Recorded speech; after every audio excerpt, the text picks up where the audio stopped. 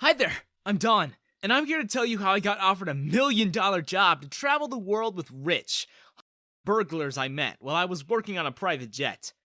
But before anything else, subscribe to the channel, hit that notification bell icon, and give this video a thumbs up to show your support for me. I was a steward in a private jet, so meeting very rich, very powerful people who chartered flights regularly was not a new thing for me. But Bea, Bianca, and Anne stood out from the very moment they stepped into the plane. They had this really strong presence, like you couldn't look away. It didn't hurt that they were absolutely beautiful either. But even the way they spoke, I just knew they had a way of convincing people to do whatever they wished. I put on a smile, greeted them, and showed them to their seats.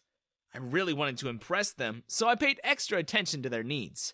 I was there before they even called for attention. I refilled their drinks just before they knew they needed one. I even asked the chef to make everything extra special for them. Now, I treat all our clients the same, but something told me those ladies deserve nothing but the best service. Perhaps I impressed them too much, because as soon as we landed, Bianca pulled me to one side and gave me a ridiculous offer. "Hey kid, why don't you dump this flying tin can and come work for us?" I'm 21. "I don't care. You're kid from now on. So, what do you say?" I began to feel a bit confused, and a little interested to hear more. "What do you mean, work for you?" Just then, Anne heard us talking and came closer to plead their case as well. "Well, you're great at taking direction, you're eager to please, and I think you're just what we're looking for in our team. How does $1 million sound?" A million? What? I'm sorry, ma'am, but what does that even mean? Your team? It's a really generous offer, but I love my job, and it'd be really unprofessional to just leave the crew this early in the season. It's peak time for charters, and we have at least 4 other flights this weekend. Bianca stood from her seat and joined our conversation as well. "Come on, kid, it's a pretty lucrative job. Do you really want to spend years of your life serving other people? Sure, it's not bad money, but what's the best you could get out of this? A nice condo in the city and a bit of spare change? You can do better than that. We're telling you, you can. With us. As for your contract, here, we'll take care of it," said Anne. And they really did. Somehow, probably with the suitcase filled with cash they handed the pilot, they convinced him to let go of me. I said yes, of course. What would you do if a bunch of women asked you to work for them and offered to double your salary? Before we left the airstrip, Bianca asked me, "Can you drive?" "Yeah." "Really fast?"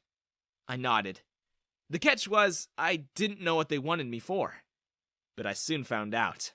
They were burglars. They made me sign a contract before telling me, so I wouldn't just go to the cops. And they threatened me too. As soon as I said yes to the offer, they had someone investigate me. And I knew, if I ever ratted them out, they'd go after the people I loved. They took me to their mansion and gave me a room. They also took me shopping for new clothes. They gave me a new haircut, a new look, and a new identity. I wasn't Dawn anymore. I was Kid. I got a fake ID and an even faker tan. "We can't have you getting recognized now, can we?" said Bea. Then they took me to the parties. Rich people parties. And when I say rich, I mean the kind of wealth you can't even begin to understand. In one of the parties, there were 77 white deer roaming the backyard. In another, we all got driven around in a tank. One of the parties was on a cargo ship in the middle of the ocean. Anne taught me exactly how to befriend them. "You see that guy?" Yeah? "He's worth about 13 billion. Likes art, loves to buy very large gemstones. You should go talk to him." What? Me? Why? And how? Bea put her arm around my shoulders. "Because we're going to steal from him. These parties are the best place to find people we can steal from. You need to learn how to listen in on conversations. Find someone who's talking about what they own or what they've recently acquired. And then, you sweet talk them. Get them to talk about their stuff. They love talking about their stuff. Who knows, they might accidentally let slip where they're hiding things. Okay? I I don't feel comfortable about this. I'm sorry. Go on, kid. You can do it. Or do you want us to have your dad framed for some horrible crime? Chill. Just go on over there and work your magic. Most of these people's stuff is insured anyway. They won't miss it. And so, that's how I got involved in my first burglary. They called themselves the Cat Burglars. Not very discreet or creative at all, considering they literally wore cat suits and cat ears whenever they'd go on a heist. The man they made me talk to was a gem collector, and the thing we were going to steal from him was a rare sapphire he got in Africa. Anne took me aside before they went in. Keep the engine running, and when we say drive, drive. I nodded. It was barely even 5 minutes when the alarms began to sound. From a distance, I saw lights go up. Then, dogs began to bark. My heart began to race, fearing the worst. I was about to rev the car's engine, ready to bolt and leave the girls there in case they got caught. I did not want to go to jail on my first heist. But then, I saw them running towards me. Bianca was yelling, "Drive! Drive! Drive! Right now!" I opened the car doors, and just as I put my feet to the pedal, the girls all jumped inside and we were off. They didn't stop laughing until we were at least a mile away. Bea put her hand on my shoulder and kissed me on the cheek. That was awesome, wasn't it? I nodded. In reality, I almost wet my pants. It was such a rush. And then, before the night ended, Bianca handed me a bag full of money. What's that? Your bonus. I counted it, and it was $100,000. Soon enough, they began to train me. They made me walk on wires, learn wall climbing, and taught me how to use several gadgets they used. Anne was the best teacher. She was patient, and she was always nice. As my training progressed, I began to like her more. And we even kissed once. We flew to the most exotic places, each time bringing back more and more expensive stuff. From China, we stole a 3,000-year-old vase. From New Zealand, we took rare Banksy graffiti from a collector. In Austria, they made me hang from the ceiling on a wire, just like you see in movies, so we could steal a bunch of really old, really expensive paintings. And every time, they'd give me a bag full of money. $100,000 for every job. And then, we went to Monaco. It was the playground for billionaires, after all. And where do the billionaires spend their money in Monaco? The casinos. It took at least half a year of planning, and we stayed in an empty villa that Anne and the other girls broke into. Until one day, the plan was set and everything was ready. Bea dated one of the guards, so we know exactly how they operated, and Bianca stalked the casino's operations manager until they became best friends. Bianca convinced her to spill all the casino's secrets one night. And that was when we went in. I tripped the power to the casino. Anne pulled the fire alarm, and the guests were obviously evacuated. And so, we only had those few minutes.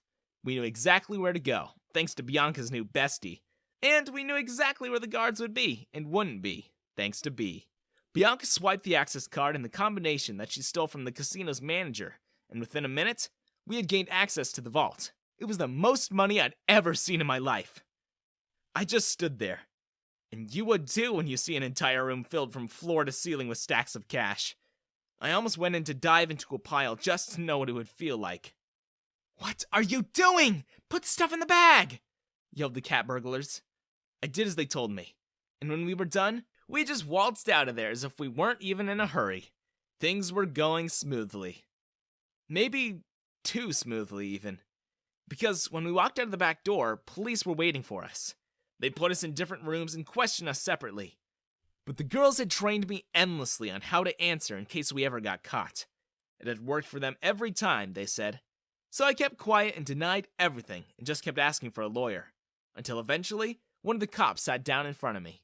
She smiled at me and said, "You know, they all say you're the mastermind, that you convinced them all of this. Now, I don't believe that one bit, but if you don't say anything, we're gonna have to release them and keep you.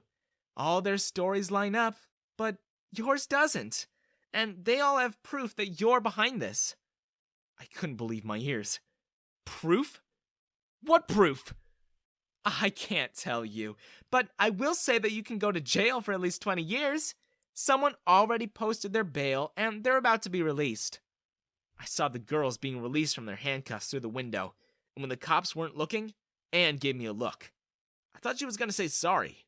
Instead, she mocked me. She was laughing at me. That was when I broke.